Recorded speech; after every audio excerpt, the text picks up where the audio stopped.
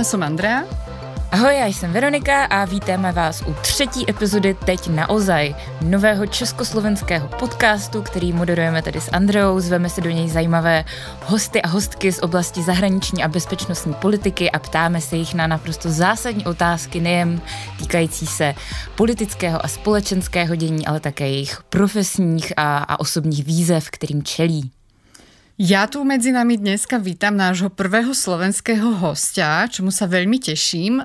Je to Arpád Šoltés, politický komentátor, spisovateľ, bývalý investigatívny novinár a zakladateľ investigatívneho centra Jána Kuciaka, ktorý zároveň každý týždeň mudruje o slovenskej ochlokracii v podcaste Sme v kaviarni. Ahoj Arpád, vítaj medzi nami. Ahoj a pozdravujem aj našich poslucháčov. Děkujeme moc, že jsi k nám dorazil. My si dnes spolu budeme povídat o spoustě témat, ale zejména se budeme točit okolo politické situaci na Slovensku, a včetně třeba nadcházejících prezidentských voleb, ale také se zeptáme na to, jaké to je být na Slovensku novinářem. A Arpáde, ty žiješ v Česku posledních 5 měsíců. Jak se ti tedy zatím líbí? Veľmi. Pre mňa je, dúfam, že to neurazí Pražákov a vo všeobecnosti občanov Českej republiky, ale ja odmietam prijať fakt, že Praha už nie je moje hlavné mesto. Narodil som sa v štáte, kde bola, mám k nej veľmi blízky vzťah a odmietam sa tu cítiť ako cudzinec alebo ako hosť. Cítim sa tu dokonca v niektorých ohľadoch možno viac doma ako v Bratislave, čo je ale dané tým, že pochádzam z Košíc.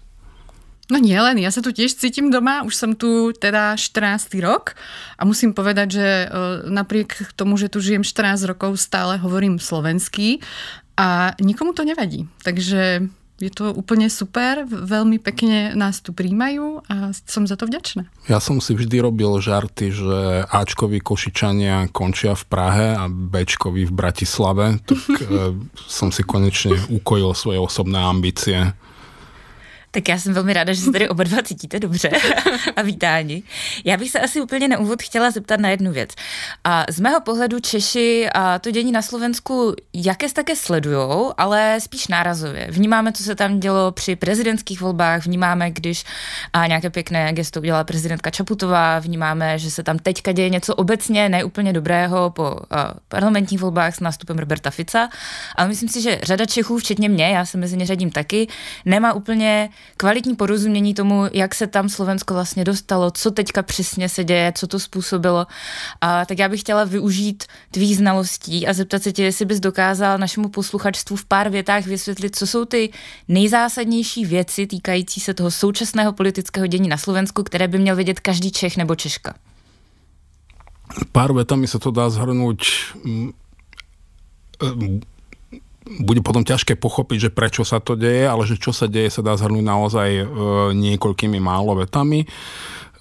Robert Fico už nikdy nepripustí situáciu, v ktorej by sa musel báť o svoju budúcnosť a možno aj slobodu.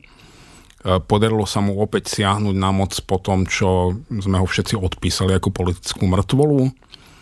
A v tomto okamihu inštaluje v krajine nový politický režim. Je to taký klon maďarského alebo ruského politického režimu. Dokonca ja sa obávam, že veľmi mechanicky preberá ako keby doslovný preklad manuálu z Budapešti, čo mu bude na Slovensku zadrhávať a tým pádom tí ľudia, ktorí tam žijú, to budú mať ešte horšie, lebo podľa mňa aj autokracia môže byť funkčná a dysfunkčná. On je na dobrej ceste vybudovať dysfunkčnú autokraciu. Já chápu, že to je asi jako složitá otázka, na kterou se nedá odpovědět úplně jako v krátkosti v rámci nějaké naší tady časové dotace, ale a ty říkáš, že se stal vlastně premiérem z politické mrtvoly. Jak je to vůbec jako možné? Co jsou ty hlavní faktory, které tomu přispěly, že se dokázal dostat takhle na vrchol znovu? To sa dá zhrnúť aj 2 slovami. Igor Matovič. Igor Matovič bol premiér, líder koalície, ktorý urobil to, čo som od neho ja napríklad očakával. A vlastne áno, celý tento problém nastal už vo voľbách 2020, nie v týchto ostatných, 2023. keď sa ľudia rozhodli, že si zvolia v parlamentných voľbách pomstu. Ako všetci mali plné ústa právneho štátu a spravodlivosti, ale v skutočnosti Igor Matovič sľuboval pomstu a ľudia ho volili práve preto, lebo od neho očakávali nejaký revanš, nejakú pomstu. Okamžite od prvého okamihu každému triezvemu pozorovateľovi muselo byť jasné, že Igor Matovič je človek, ktorý nebude schopný vykonávať moc a nebude ochotný sa jej ani pustiť a vzdať. No a presne tak to aj dopadlo. On vlastne naozaj rozvrátil inštitúcie, značne oslabil demokraciu, prelomil mnohé bariéry a vlastne vydláždil Robertovi Ficovi cestu späť k moci. A urobil za ňu kopec špinavej roboty. A jak tu situaci vnímají Slováci, kteří tam stále žijí? Myslíš si, že většina Slováků skutečně je v tom nastavení, že chtějí tuhletu až jako nejenom populistickou, ale do nějaké míry teda vládu z prvky nějakých autokratických snah nebo minimálně tendencí do budoucna? Je to obecně podporované, nebo to spíš Slováci nějak jako nevěděli, do čeho vlastně jdou, když si Roberta Fica zvolili?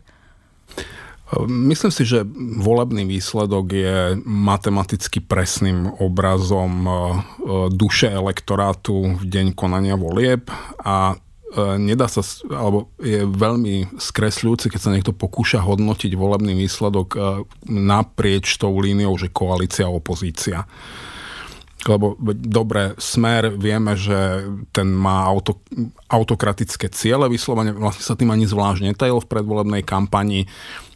Peter Pellegrini a Hlas, ja si myslím, že on mal autentickú ambíciu, špeciálne Peter Pellegrini, že nevládnuť s Robertom Ficom a radšej ako keby zostať v tej skupine demokratických politikov, ale neúspel s tým a on nemá svoju vlastnú stranu pod kontrolou, nie je to jeho strana. Jeho ľudia sa dávno dohodli s Robertom Ficom a Hlas bude reabsorbovaný. Potom je tam Slovenská národná strana, Andrej Danko, čo môžeme pokojne nazvať krajnou pravicou, ale navyše Andrej Danko ani nedokázal doviesť do parlamentu svojich vlastných krajných pravičiarov. Vlastne jeho dostali do parlamentu ľudia na jeho kandidátke, ktorí sú ešte ďaleko za tým pravým okrajom, na ktorom sa nachádza on. Ale potom tu máme v opozícii kresťanských demokratov, ktorí sú možno kresťanský alebo skôr kresťanistický, ale už o čosi menej podľa mňa demokrati. To je naozaj politické kresťanstvo, ktoré má hodnotovo oveľa bližšie povedzme k Robertovi Ficovi alebo k Slovenskej národnej strane než k progresívnemu Slovensku.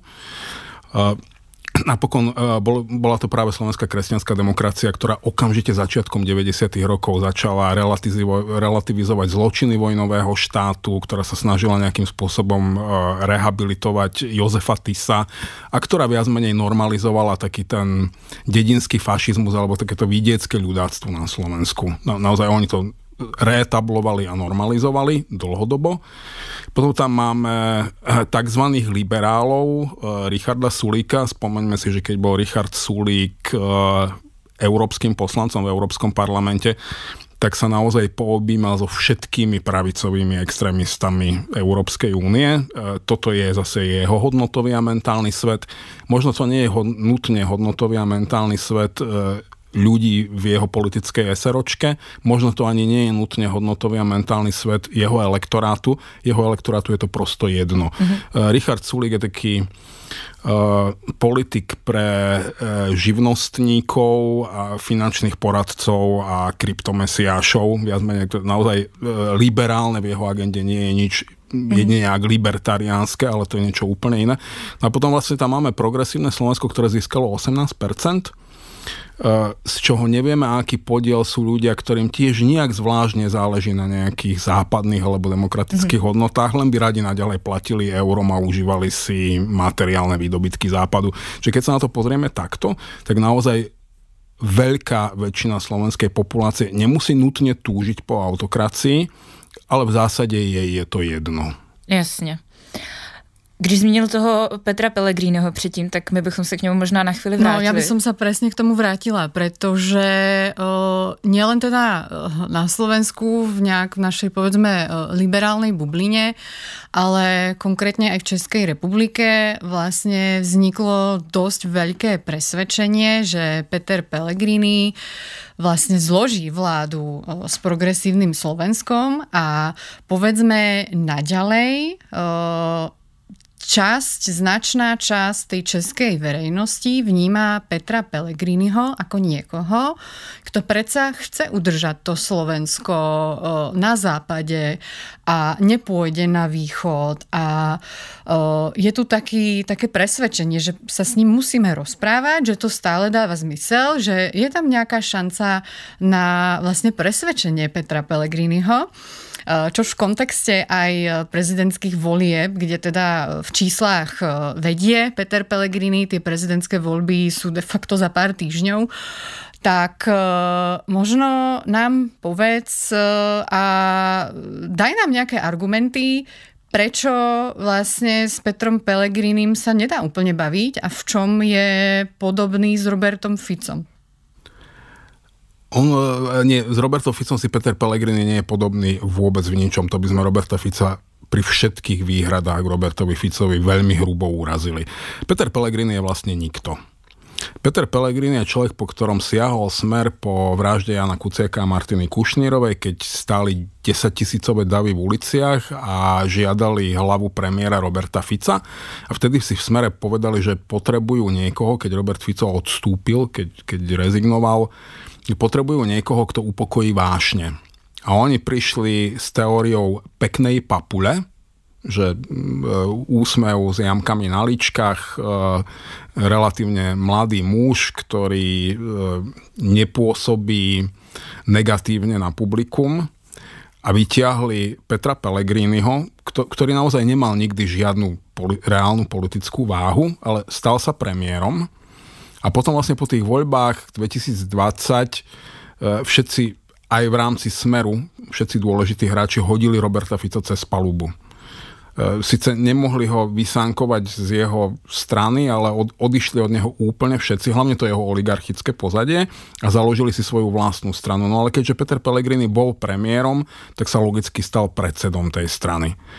Ale on je, v tomto zmysle je on naozaj niečo ako biely kôň pôvodných oligarchov zo Smeru, ktorý nerozhoduje v hlase absolútne o ničom. Čiže ja neviem, s Petrom Pellegrinim som sa nikdy nestretol z očí v oči, ani potom netúžim, ale možno, že s ním ako s ľudskou bytosťou sa dá rozprávať, ale ako s politikom s ním nie je o čom rozprávať. On o ničom nerozhoduje a aj keď bude v tom prezidentskom paláci, Robert Fico si s absolútnou istotou poistí jeho poslušnosť akýmikoľvek prostriedkami. Mm-hmm. Peter Pellegrini je prosto nikto, s kým sa môže rozprávať, kto sa len chce, o čom len chce, ale je to zabitý čas.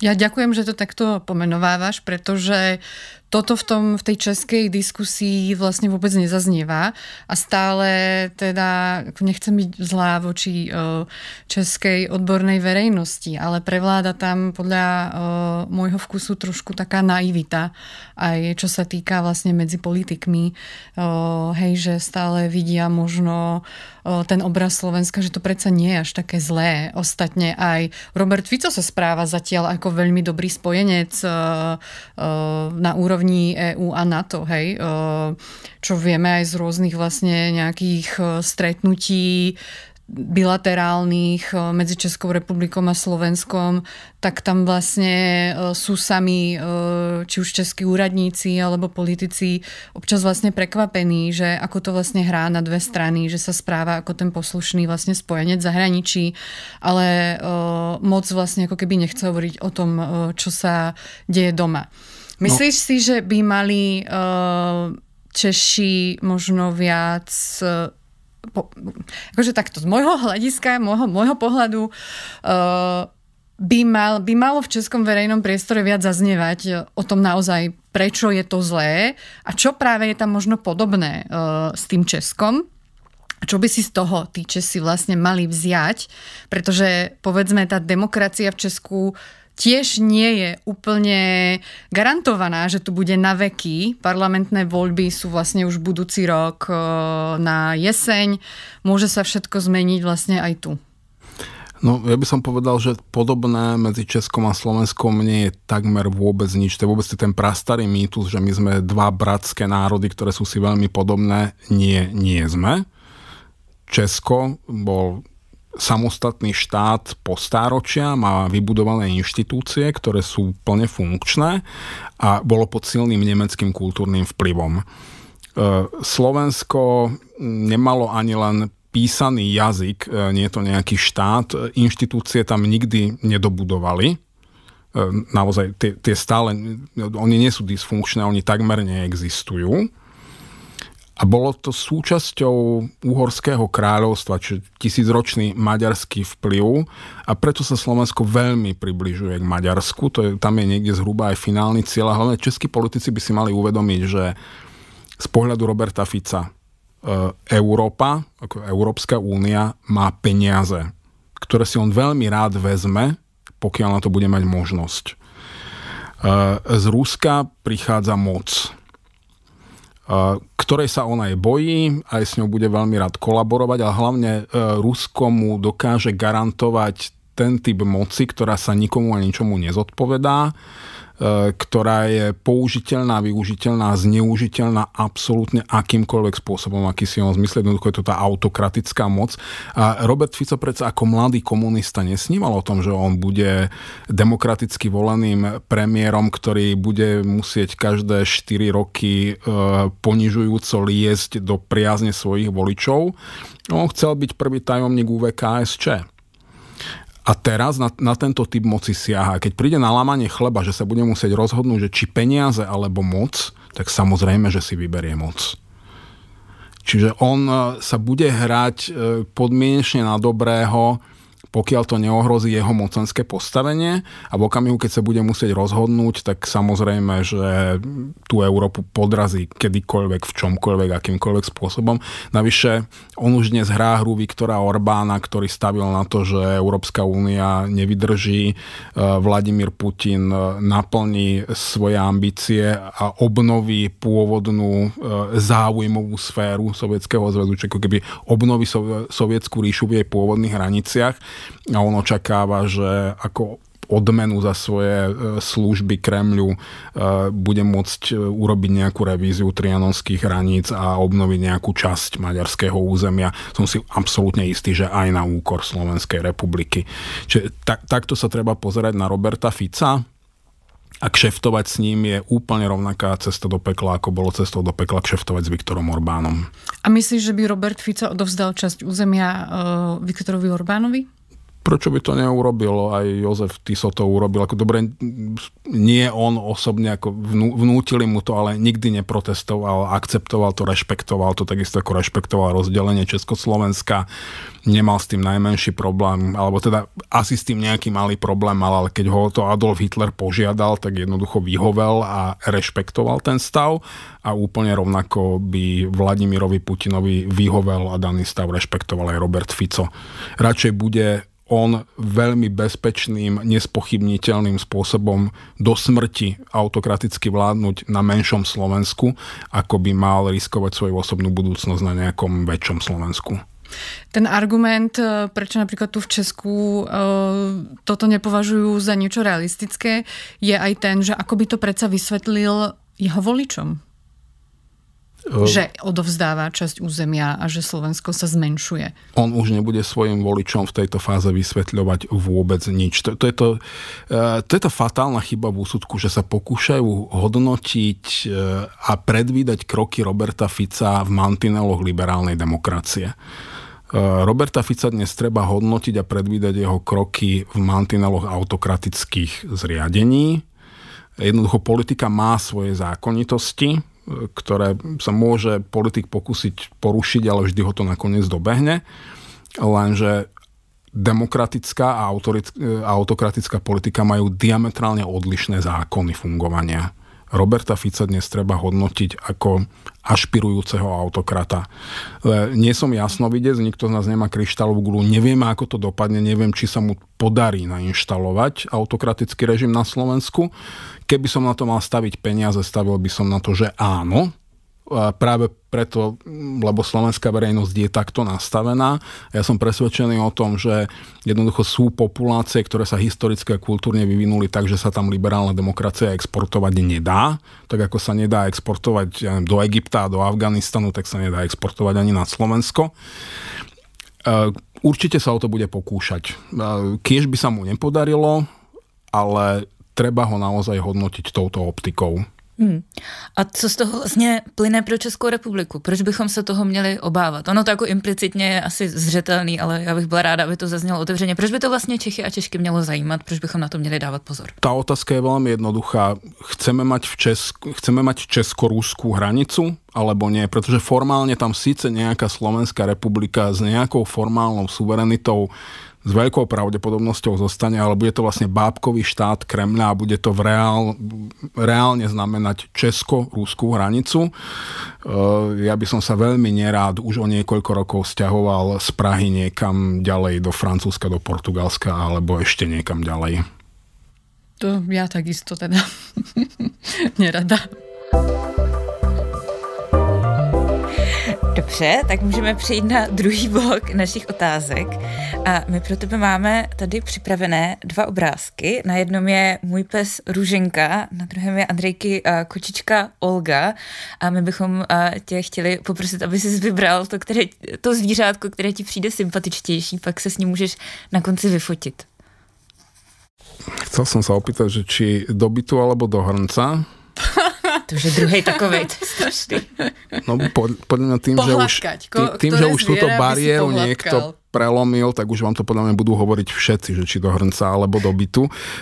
Ja som teda tým mačka, pretože mám doma mizantropického čierneho kocúra, ktorý má oficiálne meno Lucius František, pre kamarátov Luciferko. A nádherne dorástol do svojho mena, hryzie, škrabe, nemá rád ľudí. Tak říká se, že jaký pán, takový pak ten mazlíček. Ale áno. Pardon. Ja za toto prijímam plnú zodpovednosť. Áno, Lucifer sa mi len plne prispôsobil, ale je to taká spätná väzba medzi nami, že posilňujeme sa v našich skvelých vlastnostiach. A hlavne ja som tým mačka, lebo ani mačka nie je úplne bezúdržbová, ale ja naozaj, keď nemusím, neopúšťam byt, nechodím na ulice medzi ľudí, iba ak je to nevyhnutné a s obsom sa musí chodiť von. Je to pravda. Takže pes, áno, ňuňu, krásny, by som si ho aj pohľadkala, tak, ale mačka, jednoznačne mačka. Super, tak ďakujeme, máme prvé body konečne pre Olgu. Takže super. Ja na to rovno nadviažem, pretože vlastne keď spomínaš tie vlastnosti, tak na Slovensku ty si vlastne vnímaný ako niekto, kto má furt nejaké jedovaté glosy, kto je fatalista a tak ďalej. Apokalyptik. Áno, apokalyptik. Ako berieš túto spätnú väzbu od týchto ľudí vlastne aj, povedzme, z liberálnej demokratickej bubliny? Veľmi pozitívne, každá spätná väzba je dobrá. Najviac sa zabávam práve na tom apokalyptikovi, pretože som nikdy neveštil apokalypsu. Apokalypsa je koniec sveta. Ja som len veľmi racionálne upozorňoval na to, že ten trend, ktorý máme na Slovensku, ak ho niekto nejakým spôsobom nezmení, nevyhnutne smeruje k zmene. A veľmi zásadnej zmene, ale nie ku koncu. Na Slovensku budú ľudia žiť, aj keď bude súčasťou Ruskej federácie, keby sa stalo oficiálne súčasťou Ruskej federácie, budú žiť tak, ako ľudia žijú na vidieku v Ruskej federácii, čiže budú žiť určite kratšie napríklad, lebo to vieme, že dĺžka dožitia v Rusku je trochu iná ako v západnej Európe, ale zase práve aj tú kratšiu dĺžku dožitia napríklad budú môcť vnímať ako benefit v istom zmysle, lebo kto by chcel žiť na ruskom vidieku dlho. Ale to neznamená, že sa skončí svet. A zatiaľ sa žiaľ ukazuje, že ten trend nikto nezmenil a že to Slovensko tam stále smeruje. Ale zároveň aj rozumel, ty si sa ma na to aj pýtala, že prečo aj v Česku, že ľudia sú trošku ako keby naivní a vytesňujú. A ja tomu úplne rozumiem. Keby prijali realitu, nútilo by ich to vystúpiť z komfortnej zóny a o tomto sme sa my dvaja už aj kedysi rozprávali, že ja mám celkom silnú arachnofóbiu a viem, že keď mám v byte pavučiny, tak je sežere kočka. Je tam niekde aj Lucifer určite nie. No tvoje kočka loví pavúky, ne? Občas raz takého väčšieho skoro do dlane pavúka mu odtrhla 2 nohy a potom pacičkou ho dorazila. Takže úspešná lovkyňa, ale teda nie vždy, no. Len keď sa jej chce. Lucifer sa na takéto hmyzy iba znechutene díva a čaká, čo s nimi urobím. Čiže viem, že tam niekde musí byť pavúk, keď je tam pavučina a to znamená, že sa vyhýbam pohľadom akémukoľvek miestu, na ktorom by ten pavúk mohol byť, pretože keby som ho videl, tak by som s tým niečo musel robiť, musel by som sa s ním konfrontovať a moja amygdala by v tom okamihu konfrontácií so 100% zárukou zavalila na okamžitý ústup zatvoreným oknom na 4. poschodí. Takhle já občas řeším některé e-maily. Áno. A to, čo vidíme na Slovensku alebo aj v Česku, je to isté, len možno na trochu inej škále. Ľudia si to nechcú pripustiť, lebo by ich to prinútilo robiť veci, ktoré zatiaľ nie sú pripravení urobiť. No ale každopádně se asi dá argumentovat, že v rámci tvojí, ať už té novinářské nebo umělecké činnosti, obecně máš tendenci předpovídat spíš ten negativní vývoj událostí, proto ti možná říkáš, že jsi fatalista. Dokáže tě ještě v téhleté fázi něco překvapit? Pozitivně? Pozitivně překvapit? Ja by som len dodala k tomu, že vlastne ale tie Arpádové predpovede vychádzajú. No to trošku ano. teda. Ano. Bohužiaľ teda, ale že by som nepovedala, že to je akože iba čisto akože negatívne predpovede, čo samozrejme ten sentiment majú, ale že sú vlastne dosť realistické. Jo, to já jsem vůbec nechtěla jako popřít. Právě by mě proto i zajímalo, jestli se ti třeba v poslední době stalo, že ti něco i pozitivně překvapilo, že ti třeba možná nějaká ta negativní předpověď nevyšla. Týmto nedokážem potešiť, že by sa niečo závratne vyvíjalo lepšie, než ako som očakával. Samozrejme, človek nikdy nepredpovedá budúcnosť. To je naozaj predvídanie toho, že kam smerujú trendy a potom tie jednotlivé detaily, technikálie sa niekde môžu odchýliť. Ale ten globálny smer je naozaj... Ja si spomínam, že naozaj už po tých voľbách 2020 bolo jasné, že sa rútime do kapitálneho prúseru a všetci si ťukali prstom po čele, všetci oslavovali, že hurá, Fico je preč a potom bolo úplne jasné, že ten Igor Matovič naozaj vráti Roberta Fica do hry a zase si všetci ťukali po čele, respektíve ešte horšie, lebo to bolo, že kto je proti Matovičovi, ten je za Fica. A človek si tak potom časom zvykne, že veď máme krásne príbehy ako Kassandra, že tiež ju nikto nebral vážne, veď tieto mýty z niečoho vznikajú. Ľudia nechcú počúvať negatívne predpovede. Ja mám tú výhodu, že ja dokážem byť veľmi cynický aj k sebe samému a dokážem prijímať aj také rozhodnutia, z ktorých naozaj vôbec nemám radosť, ale verím, že sú správne, tak to urobím. A tým pádom si myslím, že dokážem o niečo realistickejšie predvídať to, čo príde. A to, že sa to ľuďom nepáči a že aj tá liberálna bublina mi za to občas nabrízga, to beriem ako súčasť svojho povolania a dokážem to celkom dobre vytesňovať. Napríklad hrdo sa hlásim k tomu, že som introvert a mizantrop, čiže nejak láska mojich blížnych mi až tak akútne nechýba a hlavne dlhodobo nie úplne od začiatku, odkedy som v novinárskom povolaní, ale veľmi rýchlo som si uvedomil, že takou základnou úlohou novinára je povedať ľuďom veci, ktoré potrebujú vedieť aj vtedy, keď ich vedieť nechcú. Spoločenskou úlohou novinára nie je byť hviezdou, populárnym. Novinár nemá čo byť miláčikom davou. Veď on je vždy zvestovateľom zlých správ. Tých predsa nikdy nemali radi. A pokiaľ s tým niekto nedokáže žiť, mal by si vybrať nejaké jednoduchšie povolanie. Takže se s tím nikdy nechtěl prostě už jenom seknout, že jsi řekl, že prostě když mě tady neberou jako vážně nebo nevěří mi, že to takhle bude, tak já na to kašlu. Už som s tým chcel miliónkrát seknúť, ale určite nie z tohto dôvodu. Jo. Ty si sa vlastne v niektorých rozhovoroch, hlavne teda po tvojom odchode zo Slovenska, vyjadril, že nie si kompatibilný so Slovenskom ako vlastne s krajinou a že v Prahe sa cítiš kompatibilnejšie. Takisto si v tých rozhovoroch spomínal, že na Slovensku si sa vlastne už necítil bezpečne, ale nebol to jediný dôvod, pre ktorý si sa rozhodol odísť. Mohol by si možno priblížiť nášmu primárne asi českému poslucháctvu, čo znamená necítiť sa bezpečne v uliciach Bratislavy? Takto, nejaké riziko hrozí novinárom vždy všade na svete, vždy môžu naštvať niekoho naozaj nebezpečného. Nedá sa povedať, že som sa cítil, že extrémne ohrozenie, ale slovenskí politici naprieč politickým spektrom maľujú na novinárov terče dlhodobo. To neznamená, že si myslím, že teraz si opäť najmú vraždu, že si niekto objedná vraždu nejakého novinára, lebo myslím si, že skôr nie.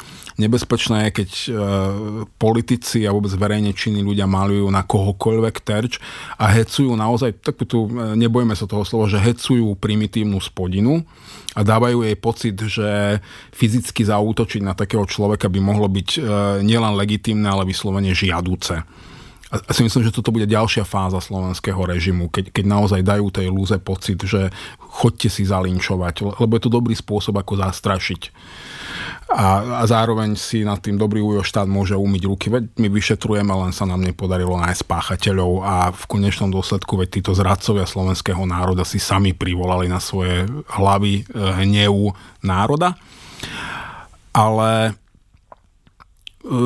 za normálnych okolností je človek schopný naozaj prijať nejaké veľmi pragmatické, racionálne opatrenia a ja som sa zase nebál chodiť na ulicu. Sice zažíval som verbálne útoky v posledných mesiacoch naozaj, že častejšie som ich zažil, keď som išiel na tú ulicu, ako nie.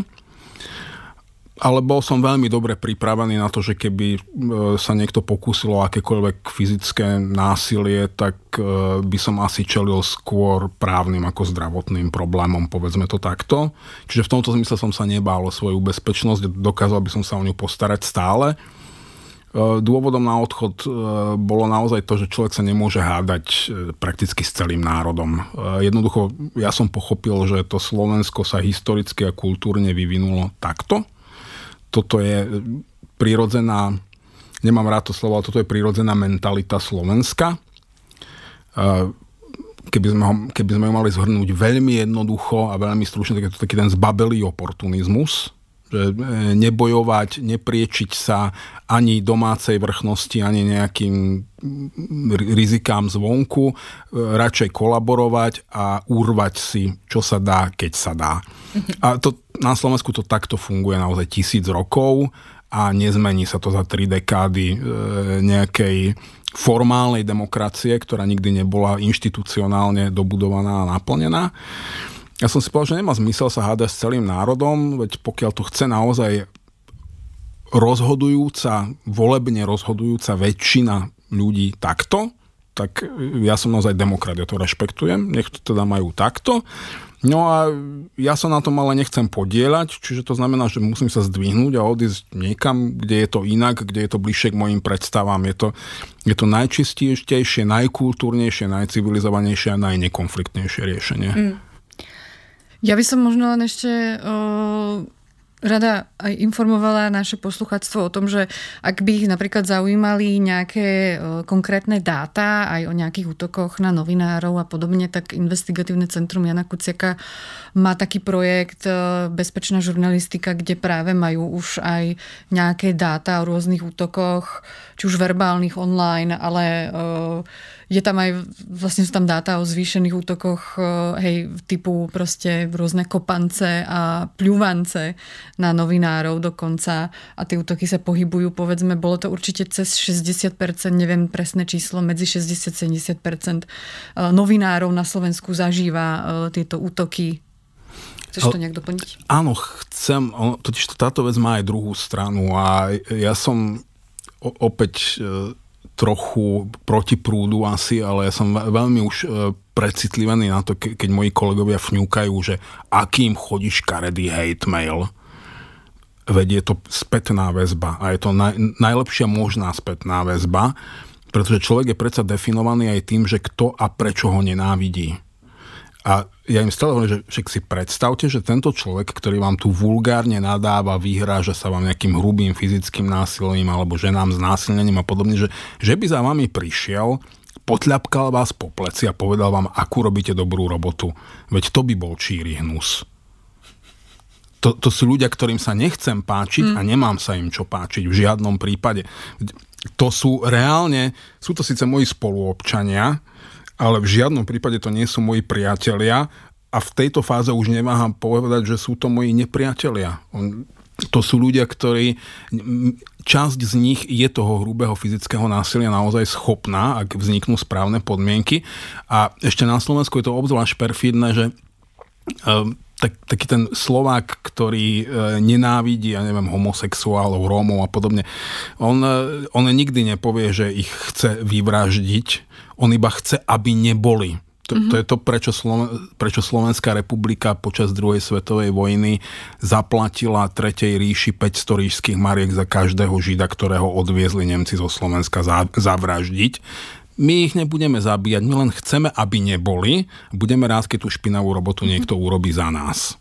Jasné. Ale ja ešte len dodám, že predsa ale nie je normálne, keď práve spoluobčania si dovolujú, akože jedna vec je hate mail, ale druhá vec je, keď proste na teba, ako keď ti vulgárne nadávajú na ulici. To úplne nie je normálne. A to sa vlastne dosť normalizovalo, minimálne na Slovensku. Tu si to práve ešte podľa mňa aj českí novinári možno až tak akože nezažívajú. Neviem, nemáme na to zatiaľ asi žiadne dáta, ale pocitovo to tak vnímam, že tá nenávisť práve je oveľa väčšia na Slovensku, čož ostatne viedlo ako nielen k vražde novinára, ale k vražde v teplárni a podobne. Takže akože asi je nutné sa voči tomu viac a viac vymedzovať a nejak ohrádzať. Tak politici naprieč politickým spektrom na Slovensku naozaj dehumanizujú rôzne skupiny občanov podľa najrôznejších kritérií a predsa tí politici sú istým vzorom, nejakým etalónom správania alebo vôbec aj nejakých postojov verejných pre širšiu verejnosť, čiže ako keby normalizujú, že títo ľudia sú menej hodnotní a keby ste im ublížili, tak to nie je taký problém, ako keby ste ublížili naozajstnému človeku, naozajstnej ľudskej bytosti alebo hodnotnému človeku.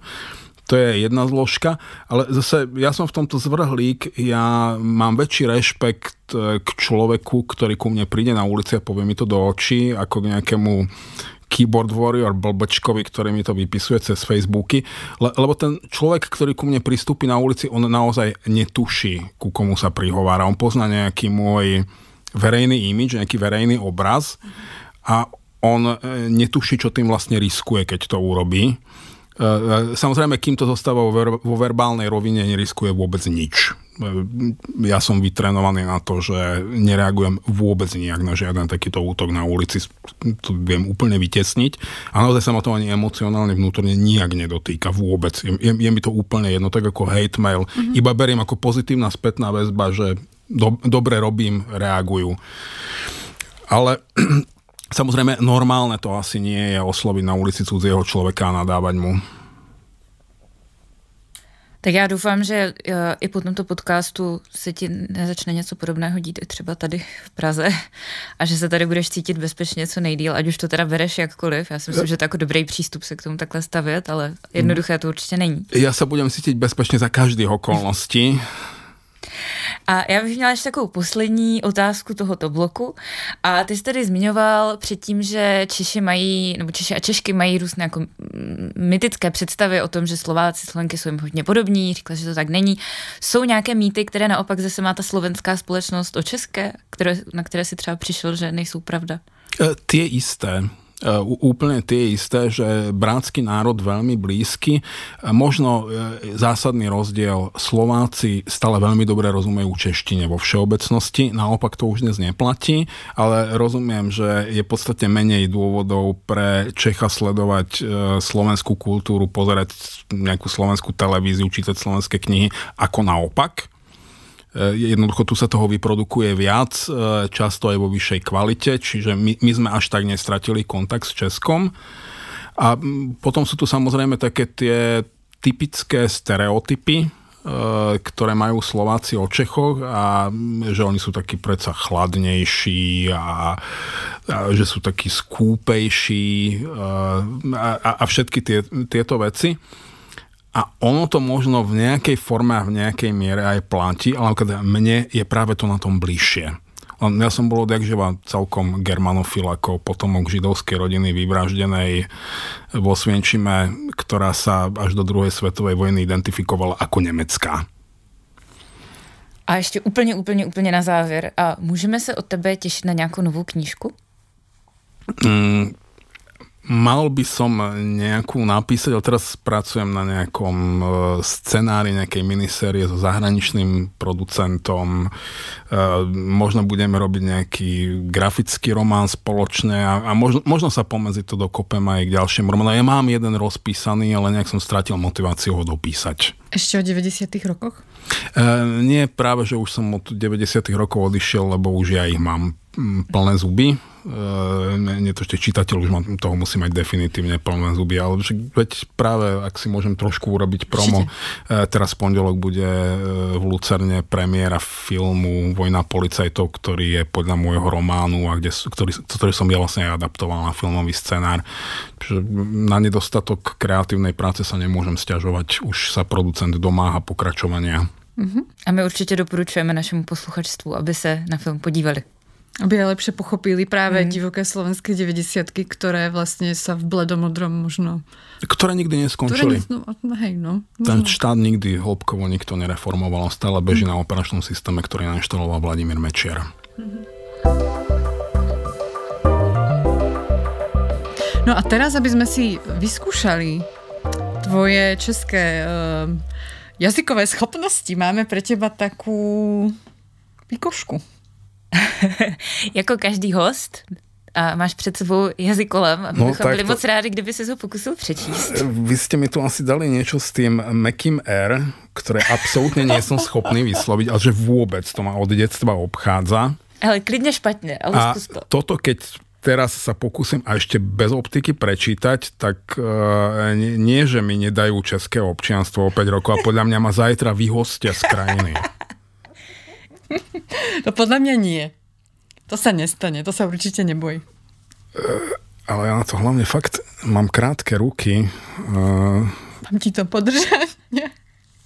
Kmotře, Petře, nepřeprepřete mi toho vepře, jak mi kmotře, Petře, toho vepře přepepříte, tak z toho přepepřeného vepře sám sníte. Perfektní náhodou super. Dobrá ale práce. Ale doporučovala by som ti hovor slovensky. Taký je plán. Akceptujú to a navyše dva takto podobné jazyky sú obzvlášť zákerné v tom, že v cudzom jazyku človek, keď nejaké slovo nevie, tak ho nevie, zasekne sa na ňom, ale pri češtine človek automaticky bez váhania použije slovenské slovo v domnení, že je české. A ja by som naozaj veľmi nerád hovoril takouto, že čistou spisovnou babištinou. To je myslím veľmi dobrý prístup. To by bylo obecně skvělé, kdyby se to dodržovalo tak nějak obecně. Ale myslím si, že moja slovenčina bude Čechov urážať podstatne menej ako moja čeština. Tak jo, moc děkujeme, že jsi na nás dneska udělal čas a že si i našemu posluchačstvu vysvětlil velmi pochopitelně spoustu jako zásadních věcí, kterých si myslím, o kterých by se mělo více u nás mluvit. Takže díky. Ďakujem za pozvanie. Verím, že tu nie si naposledy u nás, ale treba Slovensko približovať hlbšie a častejšie českému poslucháctvu, takže my sa o to budeme snažiť, takže určite v budúcnosti ťa radi uvidíme znova. Ja by som povedal, že Slovensko môže poslúžiť ešte stále ako dobrý varovný príklad pre ostatných. Že ďakujem za pozvanie a dovidenia, do počutia. A my děkujeme i všem, kteří nás doposlouchali až do konce a budeme se těšit zase další pátek. A jako každý další pátek budeme mít dalšího skvělého hosta nebo hostku, se kterým budeme probírat nejenom zahraniční bezpečnostní politiku, ale také jejich profesní a osobní výzvy. A můžete nás sledovat na všech populárních podcastových platformách a pokud vás zajímá ještě něco víc o naší práci, tak nás můžete sledovat na sociálních sítích jako Centrum pro informovanou společnost. Tak ďakujeme, do počutia o týždeň. Čauko. Hezký víkend. Ahoj, pekný víkend.